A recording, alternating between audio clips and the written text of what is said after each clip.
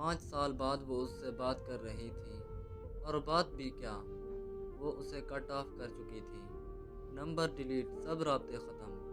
ہر وہ راستہ جو اس تک جاتا تھا اسے وہ بند کر چکی تھی۔ لیکن کہتے ہیں نا، دل جس پہ ایمان لے آئے ان سے جدا ہونا ناممکن سا ہو جاتا ہے۔ وہ اس کی آئی ڈی سرچ نہیں کر پا رہی تھی، کیونکہ یہ سوشل میڈیا پہ اس کے ہم نام تو بہت تھے، لیکن کوئی ہم نام بھی اس کی جگہ کہاں لے سکتے ہیں۔ پھر یاد آیا اس کا دوست، اسے سرچ کیا تو اسے کہا کہ تمہارے دوست کی آئی ڈی بتا دے۔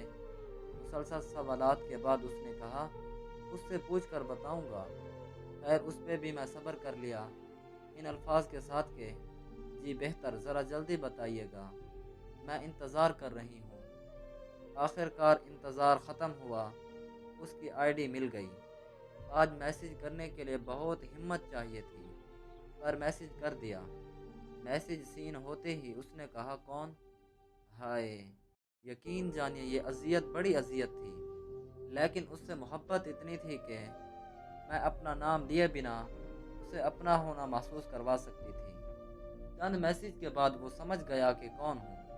ایک طویل خاموشی کے بعد وہ اپنی عادت سے مجبور اس سے گلے شکوے کرنے لگی، بتانے لگی کہ وہ کتنا بے بس ہو کر اس کے پاس آئی ہے۔ اس کا وہی جواب کہ میں ایسا کیا کروں کہ تمہاری اذیت کم ہو جائے۔ وہ روتی اور روتی گئی کہ وہ تھک گئی ہے ایک طرفہ محبت کا بوجھ اٹھاتے اٹھاتے۔ اب وہ بھی چاہتی ہے اسے چاہا جائے، اپنایا جائے، وہ خاص ہے، اسے بھی محسوس کرایا جائے۔ آخر تھک ہار کر وہ وہی سوال دہرا بیٹھی جو وہ 5 سال پہلے ادھورا چھوڑ کر گئی تھی۔ کیا تمہیں کبھی مجھ سے محبت نہیں ہوئی؟ آج بھی اس کے پاس جواب نہیں تھا، وہ خاموش ہو گئی تھی۔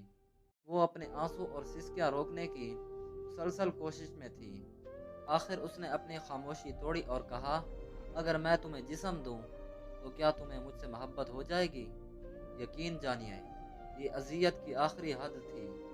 کچھ قصے، کچھ کہانیاں، کچھ خواب، کچھ محبتیں ادھوری رہ جاتی ہیں۔